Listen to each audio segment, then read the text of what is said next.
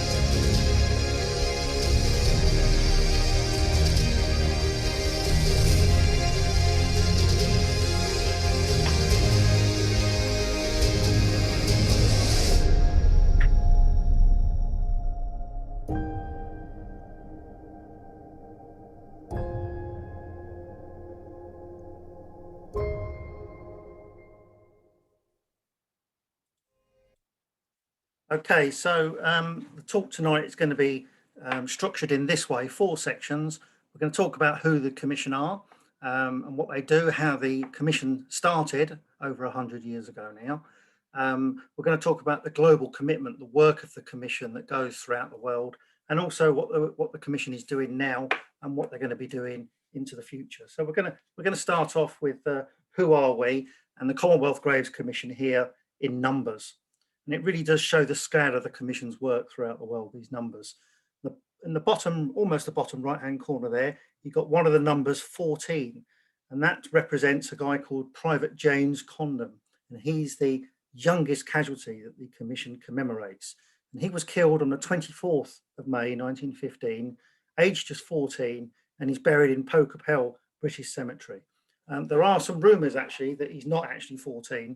Some research has been carried out which suggests he might be 18, but at the moment he still is the youngest, the official youngest casualty that the Commission commemorate. And next to him in the bottom right-hand corner is Lieutenant Henry Webber, who was 68, the opposite extreme, 54 years older than young James. And Henry was serving with the South Lancashire Regiment in the 1916 Battle of the Somme. And he was killed by artillery fire. He was killed outright, unfortunately. But he had 3 sons that were higher ranked than him, and they all survived him, and 2 of them at least went on and served in the Second World War. Now, Henry had been married for years and years and years, obviously at that age, and his wife was so heartbroken that she never recovered from the loss of her husband, and she died 2 years later, heartbroken. There's another number there just above that, 36. and that's the average number of casualties that are recovered in recent years on the Western Front, and they're usually recovered because of road building, new roads or roads being widened, towns expanding like Ypres, which has expanded a lot in the last few years, or more of these archaeological digs, organised archaeological digs that are going on. And then the number just below that, 12,000. 12,000 is the number of casualties buried at Tynecott, which is the largest Commonwealth cemetery anywhere in the world. And we're going to talk about that quite a lot.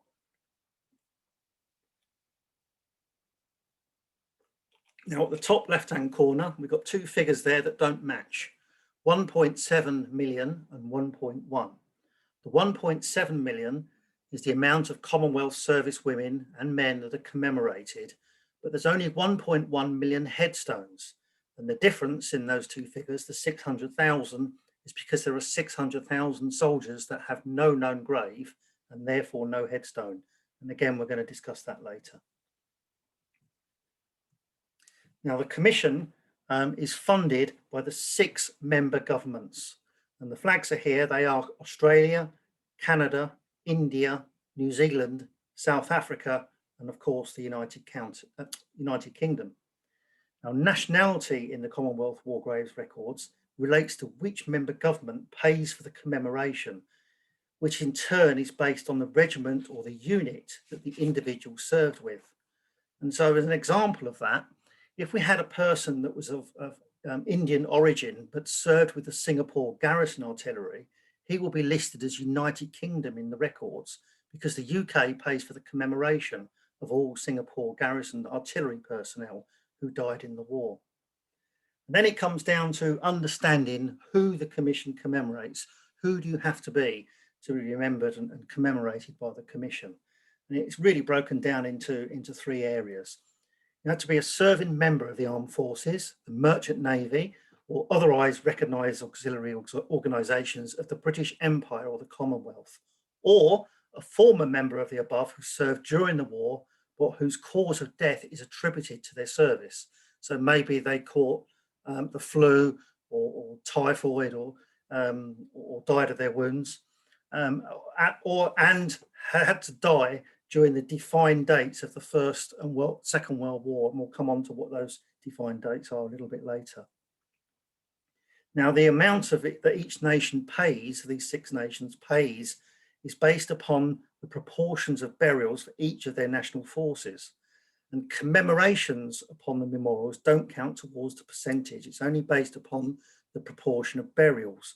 And therefore, the Indian financial contribution is much lower because so many of their soldiers were actually cremated in accordance with their faith and they have no known grave. They don't have a burial.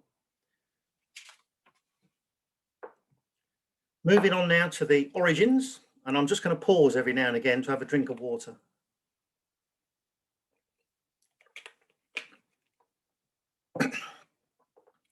The origins of the Commission, it really comes from one man. Cometh the hour, cometh the man, Sir Fabian Ware.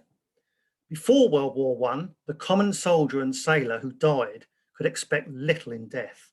There was hardly any marked graves, they were very rare, and even if they had one, it was left unattended.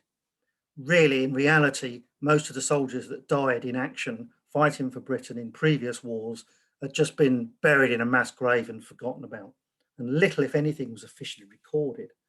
But along came Fabian Ware, and he was the driving force behind the creation of the Commission. He was 45 years old when World War I broke out. He wanted to fight, but he was too old. So instead, he became a commander of a mobile unit of the British Red Cross. And what they were doing was following the fighting across France and Belgium, collecting the dead and burying them. And he was concerned that the final resting places of the dead would be lost forever. And they began to record all of the graves they could find. And within a year, their work was given official recognition by the War Office and was incorporated into the British Army. And right from the outset, Ware realised that it wasn't just the British soldier that this was going to be all about. It was going to be about the Imperial or the Commonwealth contribution to the war effort. And he was encouraged by the Prince of Wales, and they submitted a memorandum to the Imperial War Conference. In May 1917, the Imperial War Graves Commission, as it was called then, was established by this royal charter that we can see here, with the Prince himself serving as president and Ware as vice chairman. But it wasn't really until after the armistice in 1918 that the work began in earnest. Once land for cemeteries and memorials had been guaranteed, they then had the enormous task of recording all the details, and locating and formalising burials and cemeteries could begin. At the end of the war in 1918, 587,000 Commonwealth graves had been identified, but they'd still got another 559,000 dead that were registered, but they didn't know where they were. They had no known grave. Right from the outset, the Commission established these three principles, which were detailed in this Kenyan report on the right-hand side. The vast majority of the Commonwealth War dead who are buried in a cemetery or churchyard in Europe have a standard Commonwealth graves headstone, which is a uniform size and shape, and we're familiar with those. You've seen them where you live. But the three principles that were set up by the Kenyan report all those years ago still exist and are used today. The first one, each of the dead should be commemorated by name on the headstone or memorial. And these headstones and memorials should be permanent. They'll be there forever and ever. And the headstones should be uniform. And I think this is probably the most important point of all. There will be no distinction made on account of a soldier's military or civil rank.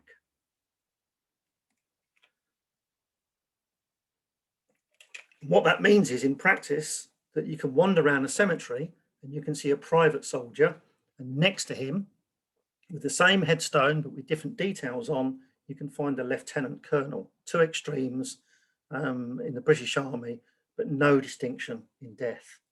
And inscribed on each headstone are the details of that individual. The layout of text and badge has got many different variations, but they've got different national, regimental and religious sentiments, but they're still all buried together. Now the complicated bit of trying to explain the qualifying criteria to be remembered by a soldier when it comes to these dates.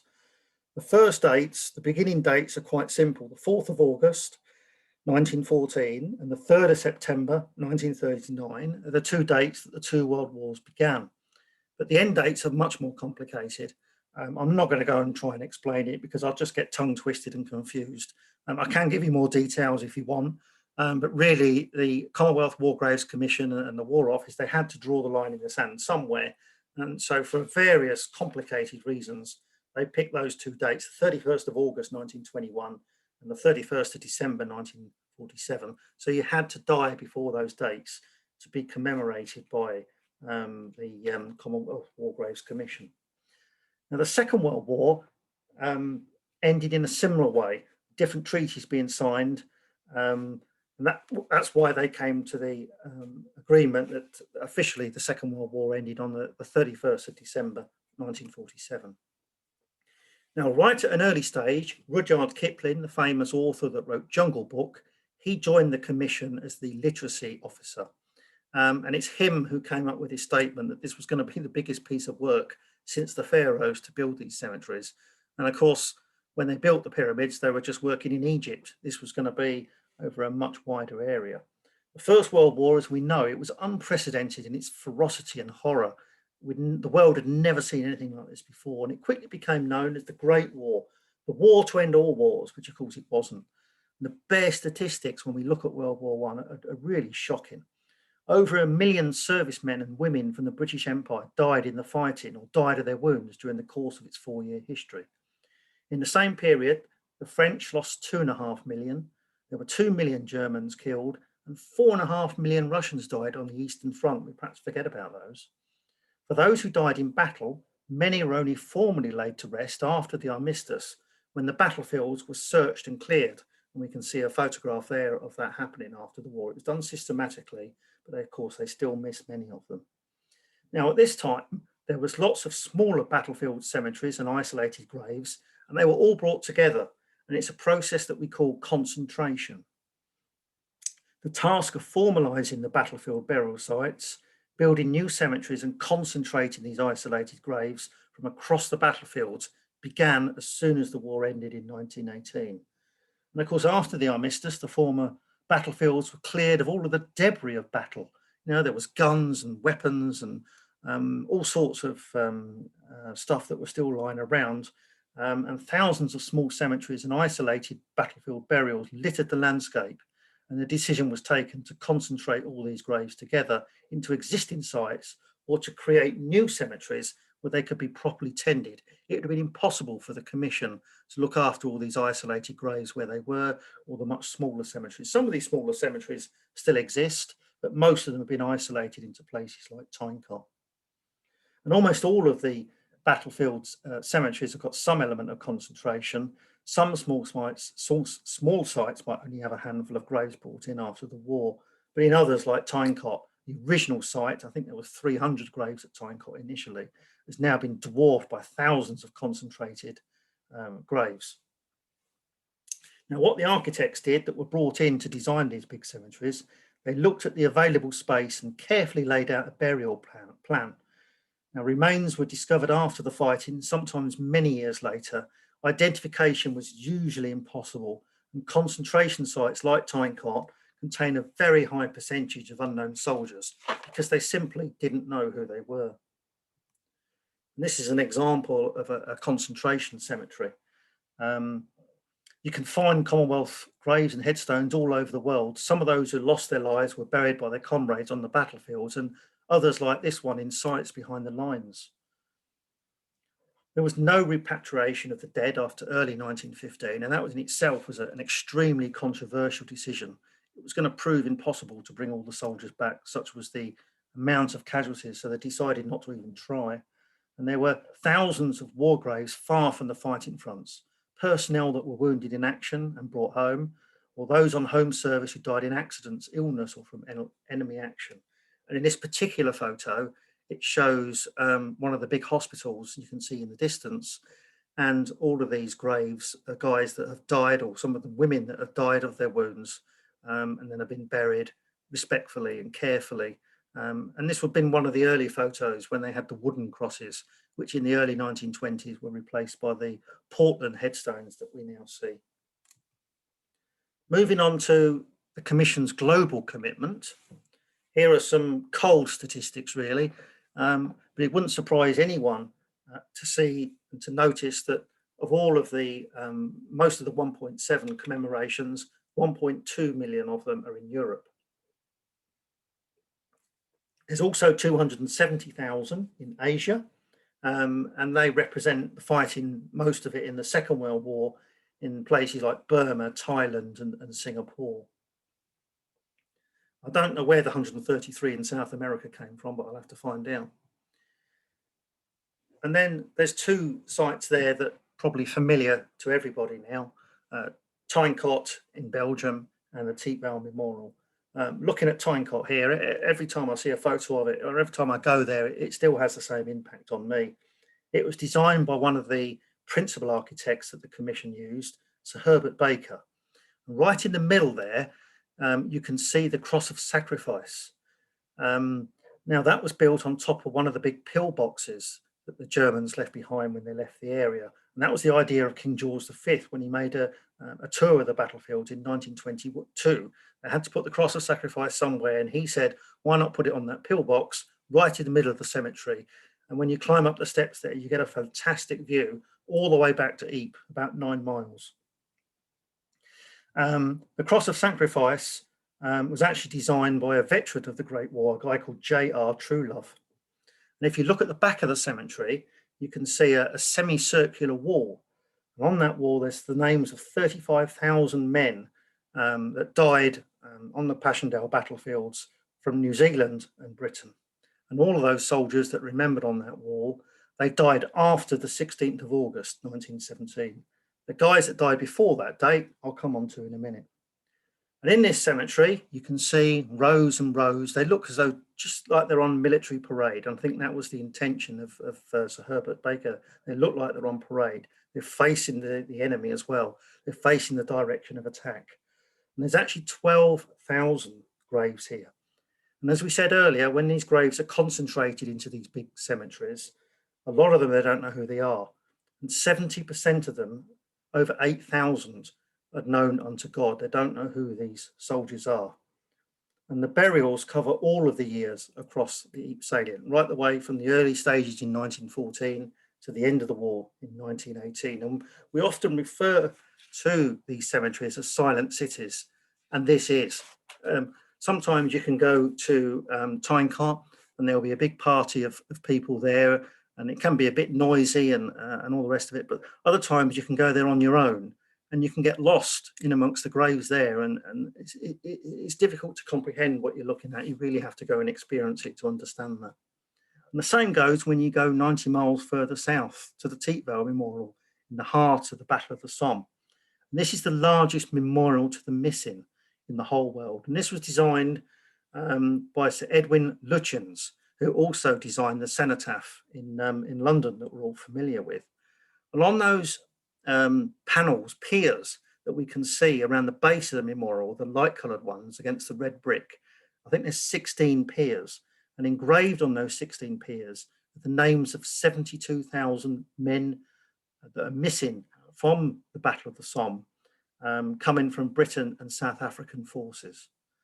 At the front of the cemetery, just beyond the Cross of Sacrifice, we've got 300 British Empire graves on the left-hand side, and the crosses on the right-hand side are 300 French burials. And on the top of the memorial, you can see the French flag and the British Union Jack, and that is a reminder to everybody that visits Tietveld that the Battle of the Somme was actually a joint offensive between Britain and France, and it wasn't just Britain, as we tend to think it is. So it's a joint memorial representing a joint battle. Just going back again to the fact that the Commission is represented throughout the world, this map just shows in detail where these graves are and commemorations. And it's no surprise that 780,000 of them are in France and Belgium. But there's actually 300,000 in the UK, and there's 31,000 in Germany. And a lot of those will be prisoners of war, German prisoners of war from both the British prisoners of war that were taken into captive by the Germans from both world wars, and also RAF pilots that crashed and died, and the Germans buried them properly.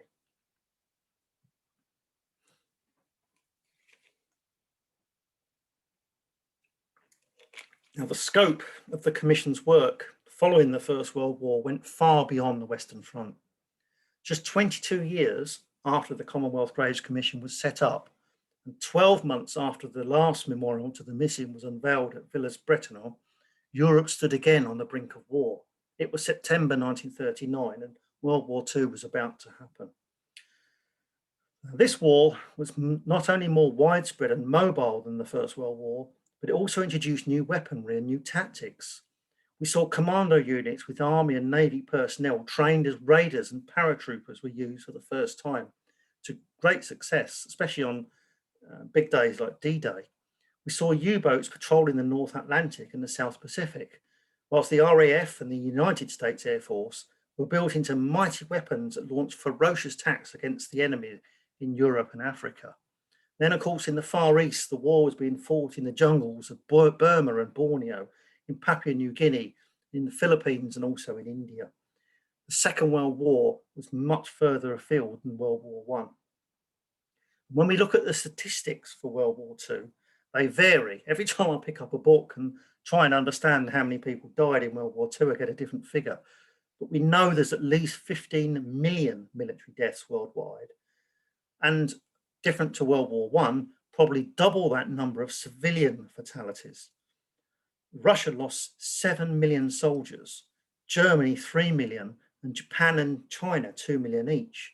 The US suffered 300,000 casualties, and the British Commonwealth over 600,000 to add to the million that we lost in World War I. And what that meant after World War II was the Commission needed 500 new cemeteries and nearly 40 new memorials that had to be built. And we can see from these 6 images on the screen that the Commonwealth War Graves Commission was now going to operate fully across the globe. In the top left-hand corner is a World War I cemetery at Gallipoli. And most of those graves would have been there from the attempted landings there in April 1915. In Singapore, we've got the Kranji Military Cemetery, and behind that is the impressive memorial to the missing. And in Iraq, that's the Basra Memorial. I think there's something like 6,000 names on the Basra Memorial. And of course, when the troops were fighting in Iraq, they knew it as Mesopotamia, not Iraq. In Hong Kong, we've got the Sai Wan War Cemetery looking down the hill. And I've seen a photograph recently of the same scene in 1947, just after that cemetery had been established. And you could see all the way down the hill to the harbour. And they've built all those office blocks and sky rises around the cemetery. But of course, once the cemetery's there, it's there forever. And there's no way that those buildings are going to creep into the cemetery. But it's a much different view when you look at the view from 75 years ago than what it is today. The next one in the middle at the bottom there is El Alamein. I've been to that cemetery in Egypt. My uncle actually fought there. And again, it's amazing. You walk along the rows looking at the graves in the sand, and it feels very, very different to walking somewhere on the Western Front. But you realise that death is the same wherever it is.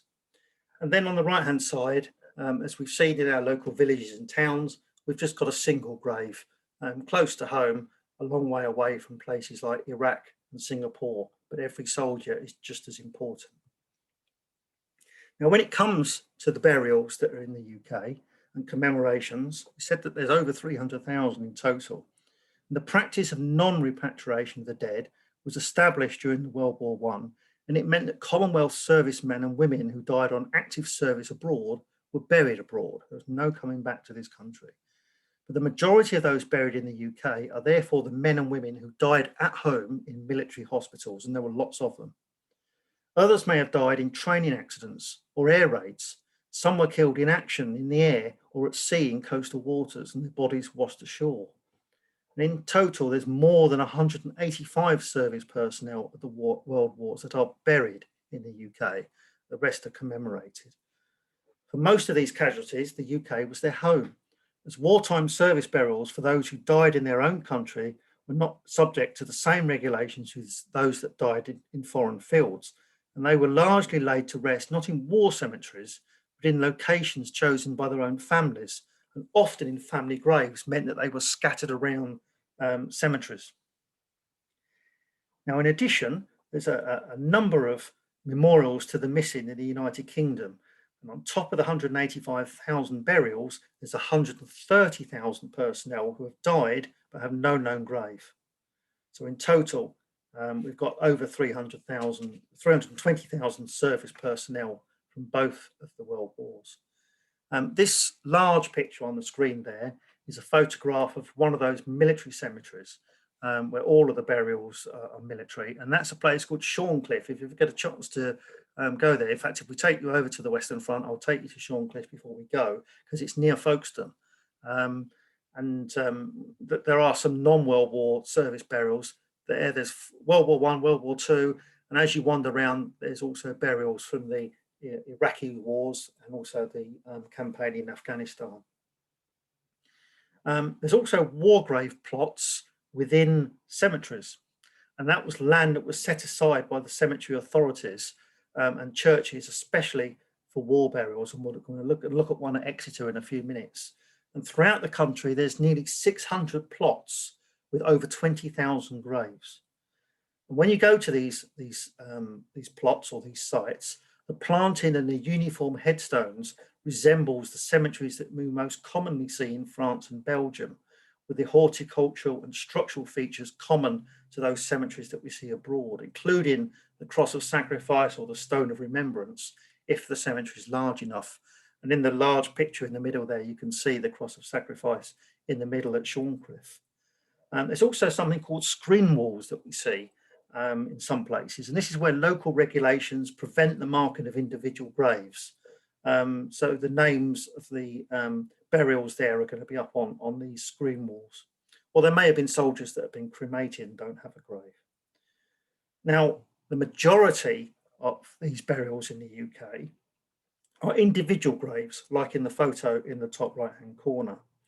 The majority are marked with Commonwealth war graves headstones, but some families, they chose not to have a Commonwealth Graves headstone. They chose to have their own private headstone. And there's over 30,000 of these private memorials chosen by the relatives. And these graves present a problem to the Commission. They've still got to be looked after. They're sometimes difficult to find. And they have to, really, the Commission's adopted a practical approach. The headstone should be clean and upright, and the surround should be tidy. The grave should be accessible, but it's generally not possible to establish or maintain border planted in front of the grave like we have on the traditional headstones. Individual graves make up the majority of burials in the UK, with 90% of sites having fewer than just 10 war graves. And they're found in every type of burial ground, from churches to cemeteries, amongst the other graves. And something else that you'll see in the bottom row, the middle darker headstone, it's where the Commission have used local stone to build the headstone. And in this case, the headstone is actually made of slate because it comes from your neighbouring county of Cornwall. Now let's look at an individual headstone and some of the features. And this photo has been provided by the Commission, but I know who this guy is, Lieutenant John Raphael, and he's buried in a place called Lichtenhoek in Belgium. He died of his wounds, as we can see there, in June 1917. Now, Raphael was actually a rugby player, a famous rugby player at the time for England, and his mother, she arranged with one of the Commonwealth War Graves gardeners for her ashes when she died to be scattered on his grave. And that's exactly what happened. But looking at some of the features here, every headstone will have the regimental unit or service badge. They'll have the details of the casualty, his regimental number, his rank and his name. They'll have the date of death, and also have his age if we know it. Quite often they didn't know how old the soldier was for various reasons. But if they do know it, it's shown on there, and a religious emblem. Many of them, of course, the Christian cross. Sometimes the family were not religious, or they decided not to be religious after losing their loved one, and there'd be no religious emblem on there. But most of them do have a Christian cross or a Star of David if they were Jewish. And this is the bit that's always fascinated me over the years, the personal inscription. What I find myself doing when I go to these cemeteries is I actually start off at the bottom and work my way up. Now, these personal inscriptions could be chosen by the family, and there could be 66 characters, no more, and the families were actually charged per letter, which meant that a lot of families who didn't have much money couldn't afford a personal inscription. There is actually no record of the Commission collecting fees on this, and some of these personal inscriptions are absolutely heartbreaking. I've got a few examples here. There's a Private Albert Victor Bates. His family chose these words: a brave man and a good soldier. Lance Bombardier Albert William Bates, his personal inscription says, one of England's unknown heroes. There's a Private John Paul. His family have asked the question on his personal inscription: did he die in vain? And the first one that I ever saw was my own great uncle, who's buried in a place called Bouzincourt on the Somme. He died in 1916, and his mother chose these words. She said, he died so that we may live. And those words, I know, come from the Bible, but in Henry's case, it's very, very true. Because after Henry died, his brother, Arthur, married Henry's fiancée, his girlfriend, and they went on to become my grandparents. So if Henry would have lived, he would have married his fiancée, my granddad wouldn't have done, family history would have been different, and I wouldn't be sitting here talking to you today. So I know they're not the words that were meant, but in our family history, they are very, very apt.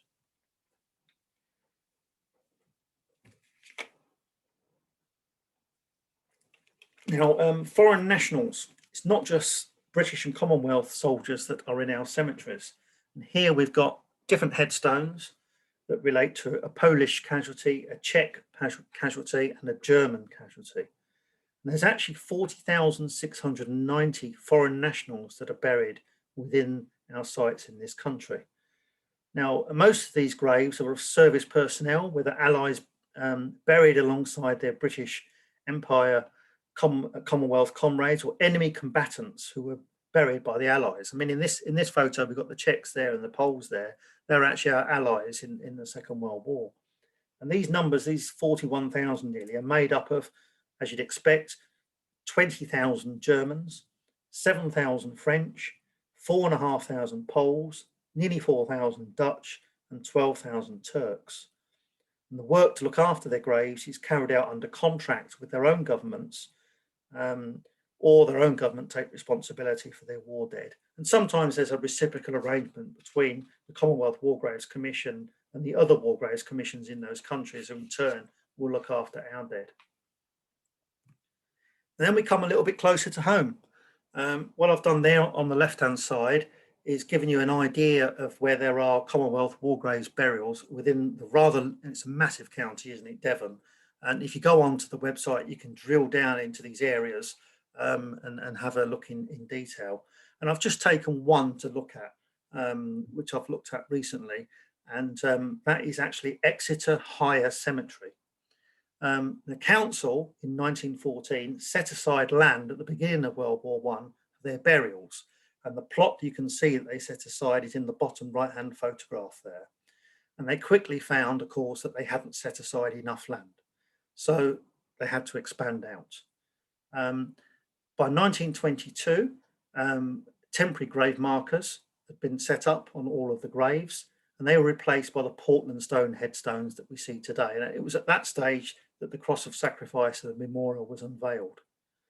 Now, there's 219 First World War burials in this cemetery, and more than 180 of them are in these two plots as you come in through the entrance. And the Second World War plot, which is separate, there's 121 Second World War burials and a few others that are scattered around as well. Within that plot that we can see in the top photo there on the right-hand side, there's actually 62 war graves of other nationalities, most of them being Polish and German, who have died of their wounds in captivity. So the final section, looking at the Commission now and what the future brings. And the first thing to look at is one of my favourites, the Menin Gate. And if you haven't been there, I'll make sure that you do go there. Now, going back to 1980, when I was 16 years old, I remember my dad taking me to the Menin Gate. We were coming back from a family holiday in Holland somewhere, and he took me there. And I remember standing underneath the Menin Gate. There was no one around. And just looking at the names, there's 54,000 names that are missing on this memorial, and trying to imagine who these people were and what they're all about. And it's something that stuck with me, the Menin Gate in Ypres. And it was designed by a guy called Sir Reginald Blomfield. And Blomfield was also responsible for designing about 200 of the cemeteries in the Ypres area. And he said in his memoirs that the Menin Gate was the only one he was entirely satisfied with. And we can see why when we look at the architecture of it. And as I said, there are 54,000 names of British, Australian, Canadian, South African and Indian casualties. And these are the guys that died before the 16th of August, 1917. And if you remember earlier when we looked at Tyncott, the 35,000 names on the Tyncott Memorial, they're the soldiers that died after that date. And the reason is that they needed the wall around Tyncott is because they'd run out of room on the Menin Gate. 54,000, they actually needed 90,000 soldiers that still to this day have no known grave from the Passchendaele battlefields. Now, the New Zealanders, they're missing from this memorial. The New Zealand government decided that they wanted their soldiers to be on separate memorials close to where they fought. So there's a number of smaller memorials in France and Belgium where the New Zealanders are remembered. And every night at 8 o'clock, it started well before the Second World War. It stopped for 4 years during the German occupation. But for every night since 1944, including the last 12 months during COVID, the local fire brigade come out at 8 o'clock and they play the last post. It echoes round the Menin Gate. It's an amazing feeling. And there's a ceremony that the public can take part in as well. And they've been doing it during COVID times, but there's been no one there to watch it. but they still done it every single night. And in 1927, when the Menin Gate was unveiled, it was Lord Field Marshal Plumer that made the speech opening the Menin Gate. And he ended his speech by looking up at those names. And he said these words. He said, "He is not missing, he is here." And when it comes to these wonderful memorials to the missing, in the principles, the Commission had said that they wanted to commemorate everyone by name. And therefore, they got the difficult decision of how to treat the hundreds of thousands of names of the missing. This was a subject that kept them working for months and months and months, trying to work out what to do. It was one thing having a cemetery for the known buried, but it was a different matter altogether to consider how to put into practice that commitment to commemorate those with no known grave forever in perpetuity, with the same respect and the same equality of treatment that had been offered to the burials. By the end of the First World War, the Commission had estimated that 1 million dead of the British Empire, only half had got identified graves. The rest were still missing. Their bodies had not been recovered. Their graves hadn't been recorded. They'd been lost or destroyed by a battle. Or perhaps their remains couldn't be identified and be buried beneath a headstone bearing the inscription, Kipling's words, "Known unto God." There were so many reasons why these soldiers didn't have a grave.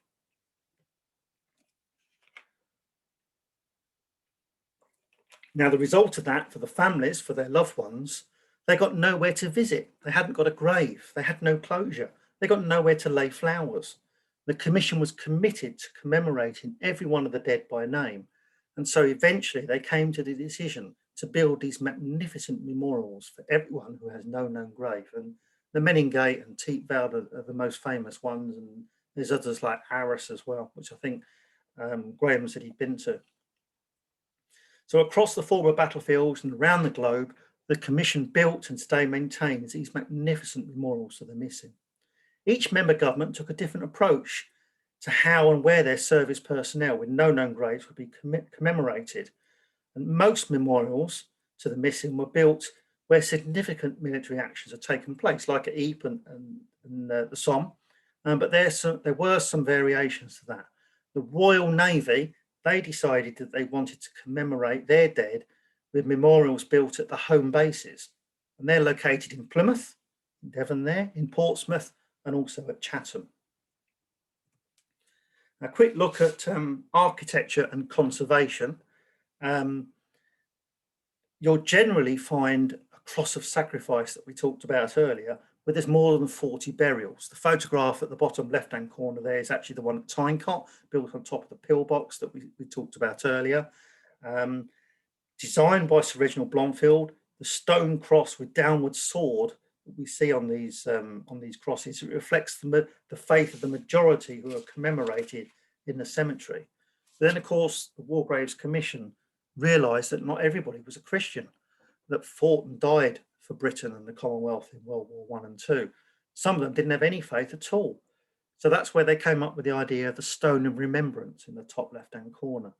But you can only normally find the Stone of Remembrance in a large cemetery where there's over 1,000 burials. And it was Lutyens, our man Lutyens, that designed the Stone of Remembrance. And it's carved out of a single piece of Portland stone.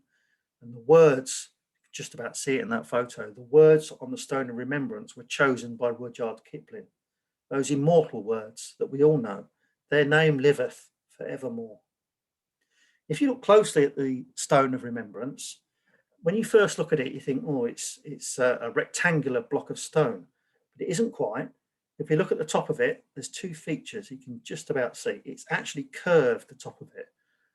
Two reasons why Lutyens made it curved. One was practical, so the rain didn't gather on top, it fell off. And he also decided, and I think he's right, it's actually more pleasing to the eye when you look at it rather than being a hard rectangular shape. And then on the right-hand side, we've got some close-ups there of some of the features on the Menin Gate, some of the architectural features that Blomfield was so proud of, and quite rightly. And my favourites are the lions proudly looking out to the Passchendaele battlefields.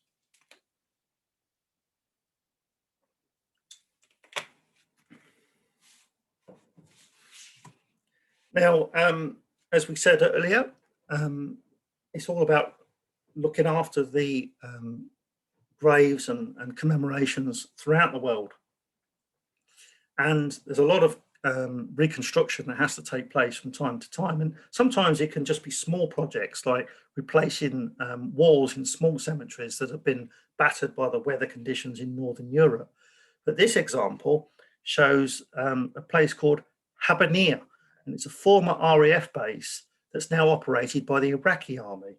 And the war cemetery had been, as you can see there, completely destroyed and beyond any kind of repair following the conflict that took part in Iraq. But what they did, you can see in the photograph on the right-hand side, 300 brand new headstones have been installed and the entire site has been renovated. And that's been done by local contractors from Iraq. They didn't send contractors out there from this country. They used the local workforce to reconstruct this cemetery. Sometimes the commission has to play the long game, but it doesn't matter, does it? It doesn't matter how long it takes, because once we get these cemeteries looking good again, it's going to be forever and ever. Gardening the globe. One of the things that always strikes me when I walk into any cemetery anywhere in the world is the horticulture, the beautiful grass, the beautiful flowers. Gardeners and horticultural experts working in more than 150 countries and territories for the Commission. It means that the Commission has become one of the world's leading horticultural organisations, and as a result, they've built up this huge amount of expertise. There's more than half the 1,750 acres of ground under the Commission's control is given over to fine horticulture. And of course, it makes maintenance a year-round task, which is just as well because the Commission has actually got 900 gardeners throughout the world. And again, just look at how beautiful the flowers are at any time of the year, and especially in summer when the roses are out. I don't think there's anything I've seen as beautiful as that. One of my favourite sources, which I know Kathy's looked at and I've been looking at recently whilst researching the soldiers from Devon, is the Commission's archives. There's 10,000 items within these archives, dating from 1917, when the Commission was set up, right up to the present day. There's a lot of documents in there that talks about the Commission's policies and its activities. And it was Fabian Ware himself that started collecting all these documents in 1914. And there's new documents being found all the time that are added to the archives. And someone once said that the last words about the Great War, the First World War, will never be written. There's always stuff that's being uncovered. There's also the casualty records and other archives that can be found through the Commission's website, and you can see an image of that on the right-hand side. And the other thing which is quite incredible, which keeps happening, is the discovery of human remains. We mentioned earlier, I think the figure was 36 on average that's found every year.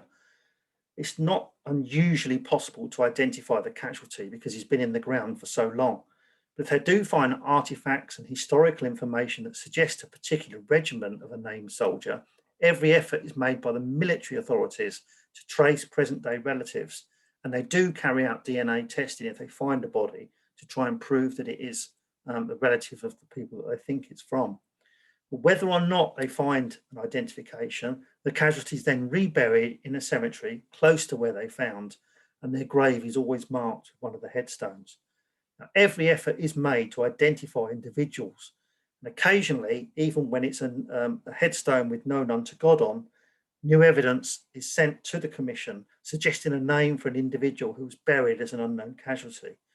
But they follow the principles that was agreed all those years ago, that the war dead should, as far as possible, be allowed to rest in peace and not be disturbed. So therefore, what the Commission won't do is exhume any of these casualties to carry out any form of identification, because we don't think that that would be right. But if the military authorities accept that the documentary evidence is clear and convincing, that grave will be rededicated with a new headstone bearing the name of the casualty. And this happens quite a few times in each year. Now, in this particular photo, on the right-hand side there, the colour photo, it shows 3 casualties that were found on the Passchendaele battlefields, but they weren't able to be identified other than the fact that 2 of them were Australians and 1 of them was from the Lancashire Regiment. Now, whilst the Commonwealth Graves Commission diggers were digging those graves, you've got to remember this is bang in the middle of the 1917 Passchendaele battlefield. They came across an unexploded large shell. And it was not just any old shell, it was a German gas canister. So immediately the whole area had to be evacuated, and they called in the Belgian bomb squad, who thankfully are located near Ypres. And it wasn't just that bomb they had to defuse. There were several others that were found in the area that day. So it makes you wonder, doesn't it, as we're wandering across the battlefield, what else is beneath our feet? But the work continued, and the graves were dug ready for the reburials. And as you can see in the photos, we had representatives from the Australian Army and the British Army that provided these burials with full military honours. And this was in October 2018. I've never yet been to one of these reburials, but hopefully I'll get the chance one day. Now, the Commission has a subsidiary charity called the Commonwealth War Graves Foundation, the CWGF. And the objectives of the foundation is to engage and educate people, really young people. We're hoping to get young people energised and enthused to carry on the work of the Commission going forward. So the Commission has set up a programme of educational and engagement activities, such as this speakers programme. And they've also got something called the Commonwealth War Graves Commission internship scheme, which runs annually in France and Belgium. And it gives young people the chance to spend 4 months doing paid work at Tynecott and at Teepvale. And a lot of the people that have gone through that scheme are now working for the Commission full time. The support today that the Commission gets, it helps us inspire, inform, educate, involve and engage these people with the stories of sacrifice of the 1.7 million fallen that we must never ever forget. There's lots of ways of supporting the scheme, and you can find details on the website. Now, when we do arrange a trip for the Devonshire people to go to the battlefields, this will be one of the highlights. The Commonwealth War Graves experience, which is on the outskirts of Arras, and it's only been open a couple of years. I've been 2 or 3 times now, and it really is absolutely unbelievable. A lot of the things that we're talking about tonight, we actually see in action.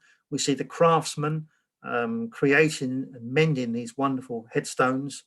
There's a lot of archives there that we can look at as well. And we get an audio guide that takes us around a courtyard, really, and you can spend a couple of hours there, and it really is absolutely incredible. And within just a couple of years of being open, it's already started to win awards for the best tourism project in Europe. Something to look forward to when we do go. Like to discover more, lots of traditional ways these days of finding out more about the Commonwealth War Graves Commission. Can join I'll put a print of it on there, but throughout the country, the Commission has now set up Facebook groups, and there is one for the Southwest, the Commonwealth War Graves supporters of the Southwest. It's interesting to go on there. There's some good stories on there. There's all sorts of volunteering opportunities, and there's other talks that we do as well about architecture, conservation, the archives, and the history, and also the horticulture of the Commission. So thanks very much for listening to me. My voice just about held out. So what I'm going to do now is stop sharing the screen and hopefully unmute you so that we can have a chat.